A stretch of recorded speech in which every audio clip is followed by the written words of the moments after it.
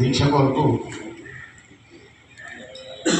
పెద్ద ఎత్తులో నల్గొండ చేయడానికి ఏర్పాటు చేయడం జరిగింది. ఆ కార్యక్రమంలో 11 గంటలకి నల్గొండకి చేరుకొని అక్కడ రైతు దీక్ష కార్యక్రమంలో పాల్గొనడానికి నిర్ణయం తీసుకున్నారు. కాబట్టి మన దగ్గర నుంచి పెద్ద ఎత్తులో మొత్తం నల్గొండ జిల్లా అంతా కూడా అన్ని కాన్స్టిట్యూన్సీ నుంచి కూడా జనం పెద్ద ఎత్తులో జనం తరలిపోయి రావణపుర అక్కాకవ దగ్గర మన నిరాదీక్షలో పార్టిసిపేట్ చేసి ఆయన కేసీఆర్ గారు మరి రైతు దాని మీద మాట్లాడి దానికి ఒకటి మనందరం మన కార్యక్రమాన్ని పోవటానికి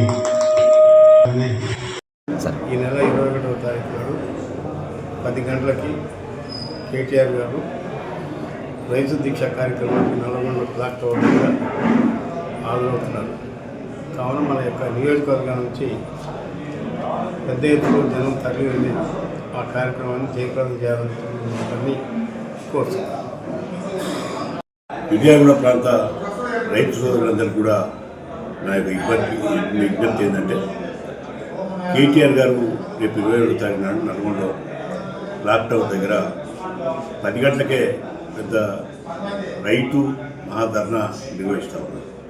దానికి మనందరం తప్పక కలిసి రావాలని చెప్పి నేను అందరినీ ప్రార్థిస్తున్నాను. ఎందుకంటే ఈ ప్రభుత్వం వచ్చిన ఈ 13 నెలల్లో రైతుల గురించి ఎన్నో హామీలు ఇచ్చింది. ఒక్క హామీ కూడా అమలు చేయలేదు.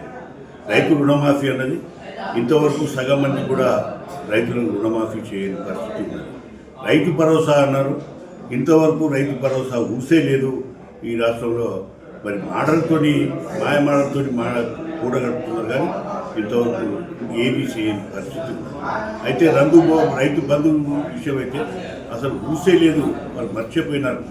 కానీ ఇలాంటి పరిస్థితిలో విజయవాడ ప్రాంత రైతులు స్వచ్ఛందంగా కదిలి వచ్చి ఇక్కడ మరి ఏదైతే కేటీఆర్ గారు రైతు ధర్నా గురించి మరి వస్తూ ఉన్నారో దాన్ని అందరూ కలిసి విజయవంతం చేయాల్సిందిగా, దీని ధర్నా ప్రభావం ఈ ప్రభుత్వం మీద పడాలని, ఈ దుర్మార్గ ప్రభుత్వం మరి రేవంత్ రెడ్డి గారు ఎంతో మరి వాళ్ళ పరిపాలన ప్రజలను ఇవన్నీ ఇవ్వటానికి మర్చిపోయి ఈ కేటీఆర్ మీద ఇతర నాయకుల మీద కేసులు పెట్టి దీనన్నింటినీ డైవర్ట్ చేయడానికి ప్రయత్నం చేస్తున్నాడు. కానీ స్వచ్ఛందంగా ఆయన రైతులకు ఇవ్వాలని మాట ఎక్కడ లేదు.